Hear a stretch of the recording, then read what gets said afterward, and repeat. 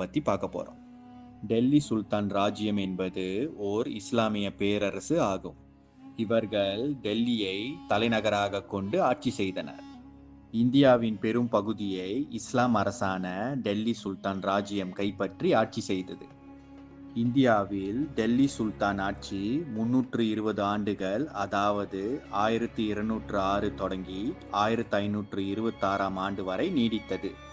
இந்தியாவில் கால் பதித்து உள்ளூர் அரசர்களை தோற்கடித்து இந்தியாவில் முதலில் இஸ்லாம் ஆட்சியை டெல்லி சுல்தான் ராஜ்யமே நிறுவியது. தற்போதைய இந்தியா, பாகிஸ்தான், வங்கதேசம், தெற்கு நேபாளின் சில பகுதிகள் உள்ளிட்ட மிகப்பெரிய அளவிலான நிலப்பரப்பை இப்பேரரசு உள்ளடக்கியிருந்தது. 1192ஆம் ஆண்டில் ஆப்கானிஸ்தானில் இருந்து முகமது கோரி என்பவர் வட இந்தியாவை ஆட்சி செய்த ராஜ்புட் மன்னர்களை தோற்கடித்து வட இந்தியாவில் பெரும் பகுதியை கைப்பற்றினார்.